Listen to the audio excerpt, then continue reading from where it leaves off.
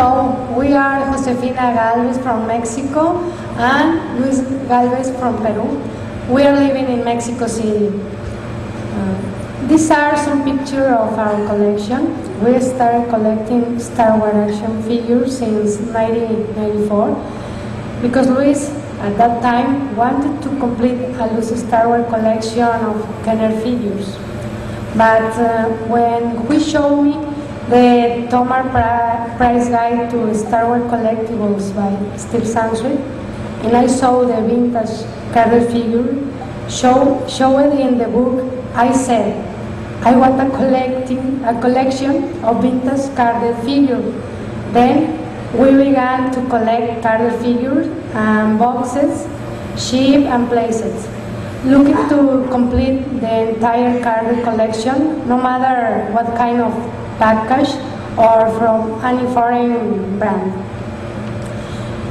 That was the reason because the carded collection of figure is mine and the loose collection is from Luis. That was the beginning of an adventure of collecting with which we learned about what was released in other countries during the vintage line, and with this we met a lot of collector friends. Since we began to collect carded and loose figures from Kenner and other brands, we saw that each had its special characteristic of the package and of the figures. The Lily Lady figures looked different than Kenner's in material and paint. Then we decided to collect this line. But getting the first Lily Lady carded figure of the first 12 inches figure was easy because we found them on Star Wars collecting store. But to complete the collection was a long journey of more than 14 years. I want to share an anecdote about this. I remember when I got the 12 inches minting box Tuscan Raider, I bought it from a seller who used to sell vintage collectibles in the street of downtown of Mexico City. And when he was selling it to me, a police crane was taking my car that I stopped on the avenue, only to take a glance if this seller really had gotten a boxed figure after a year that I go every day to check if he has something new. Fortunately, I got my Tuscan minting box and the police crane didn't take my car. Also, I want to tell you that thanks to events like Celebration 5, we were able to complete the collection of 12 inches since we got 3 minting box figures. We needed to complete the 12 inches collection on Celebration 3 and Celebration 4.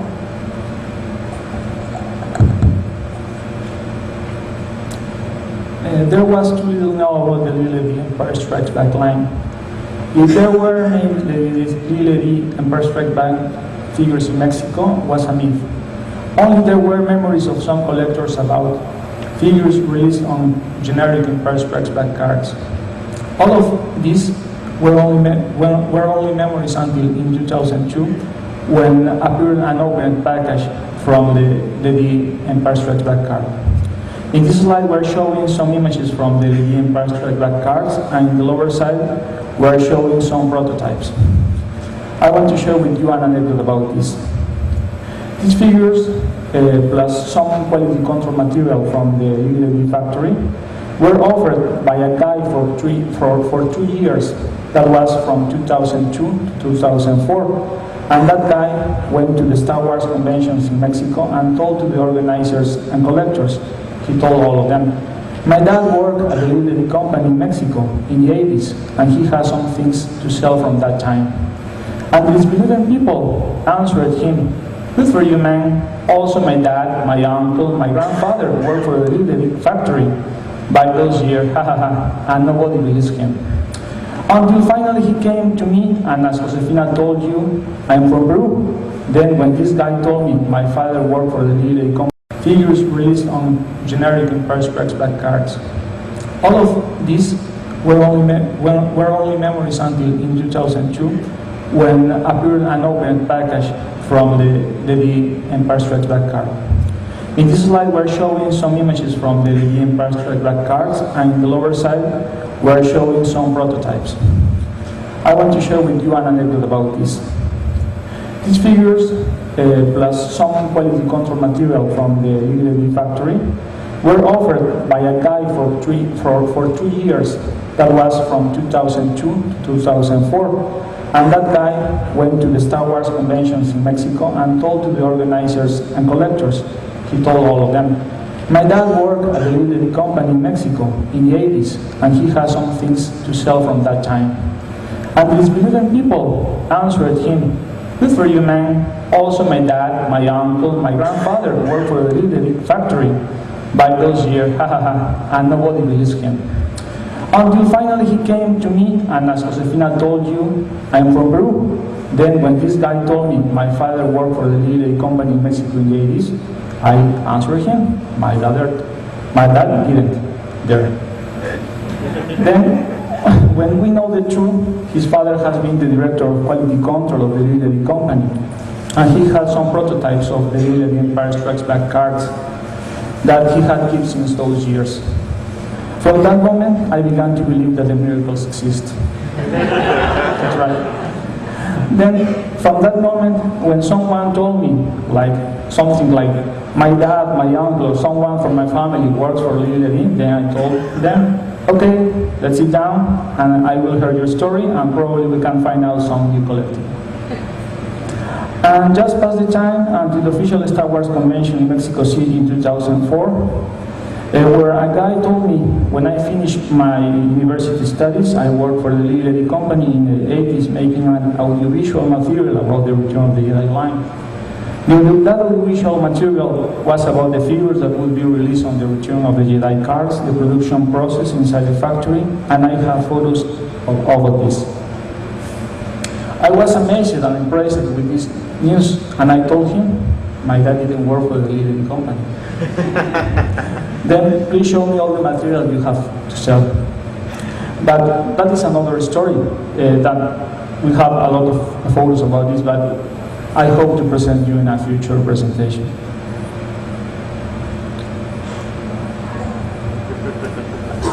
Finally, to view the entire collection with variation is fantastic. But as we said previously, it was a long journey that with effort, dedication, research, and perseverance allow us to achieve this goal. We want to thank our good friends who we met in the hobby and who helped us with their support and getting for us some figures of variation that we needed. 1 year ago, finally, we completed the collection with the last figure we needed, thanks to Todd Chamberlain. Finally, each time we got a new figures, loose or carded, we examined them in front of a Kenner figures, and we realized that them were variation, because that we continue collecting variation in package. As you can see in this slide, we can see variation in photos that are completely different from those used by Kenners. Or also we can find variations in colors using packages, or variations in figures that are slightly different from Kenners, in materials, colors. And nowadays, these variations have raised the appeal of collecting this line and is pursued for enthusiastic collectors around the world. Well, we think that this glance about our experience collecting literary have helped you, and we hope you like it. If you have some questions, we will be very glad to answer them. Please? Yes? What was the last figure that you needed? The last figure that we still needed for the 14 years was the release on Return the Jedi card. Another question? Yep.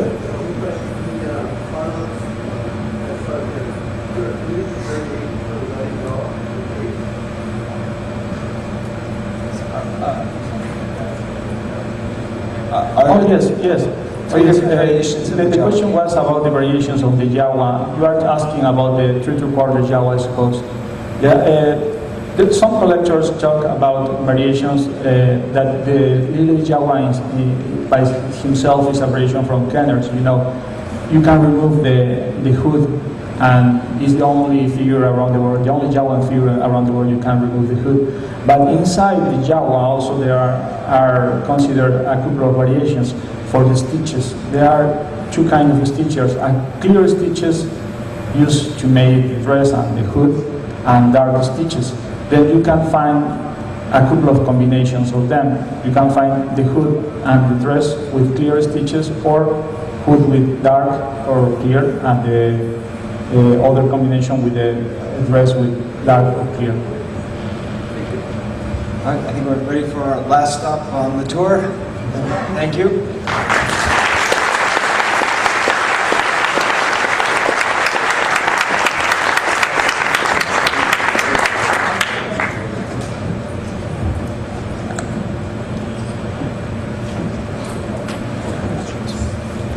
Okay, now this time we will talk about Peru.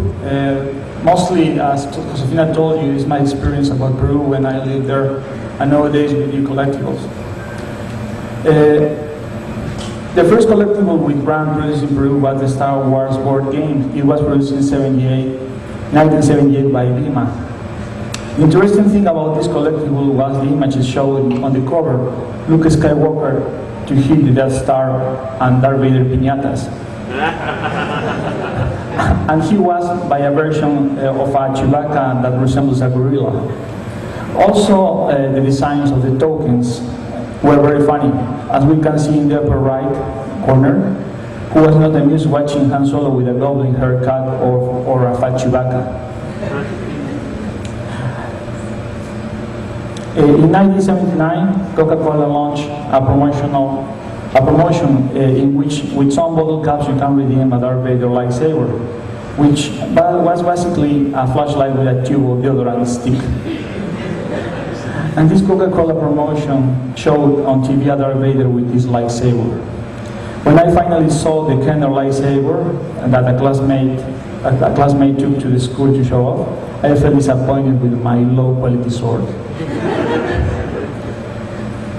Finally, in 1980, a company that manufactured plastic in Peru named Basa obtained the rights and license to produce the first 12 inches figures. There were the only two figures produced in Peru. There were Darth Vader and Chewbacca. These looked like Kenners, but in small size, because Kenner figures were taken to create a new mold for Peru with some variations. On the 1980, Basa imported to Peru the Kenner line on press strikes back figures and ships, and Basa simply stuck a sticker with the logo of Basa that was the B. You can see on the upper left corner. In those years, there was not a culture of collecting in Peru. Then nowadays it is very difficult to get at least one card back with the Basa logo. Finally, with the return of the Jedi movie theaters, Pepsi released an album which was to be filled with labels that were bought by redeeming bottle caps plus some money. This was the last licensed vintage Star Wars collectible in Peru. After many years, the new Star Wars films arrived to the movie theaters, and with them the new merchandising. Winterito, a chocolate brand, released prize toys that came inside the chocolate Winterito. For episode 2, Nestle released cereal boxes with lenticular gift cards, and the Cinepoli movie theater chain released a set of 6 popcorn tins inspired on episode 2 and the classic trilogy. On episode 3, Time, a couple of supermarket chains named Santa Isabel and San Jorge produced promotional items that could be bought at the stores. These products were 6 posters, 6 t-shirts, and 10 cups. With the success of episode 3, the makers of booklets also produced some small figures to cheer the collectors of unofficial items, as you can see in the lower right corner. With the arrival of the Clone Wars to the TV, the Winterito Chocolate released again a promotion of small figures for the chocolates 3 months ago. It is curious that the first figures produced were similar in pattern but not in color to some figures released in Mexico by Barcel, snacks brand in Mexico for episode 3. You can see them in the middle of the slide. But afterwards, Winterito Chocolate produced the line of Clone Wars characters, Clone Wars figures that are 12 figures that you can see in the lower side of the slide. Finally, 2 more companies joined to the licensed products, and there were Cuadernos Alpha Notebooks, that nowadays produce notebooks with covers inspiring Clone Wars. The second company was Indifan, that produced folders and 3 models of rulers with design of Clone Wars. Finally, I want to thank my mom, who has taken the trouble and her time to find every Star Wars new item released in Peru.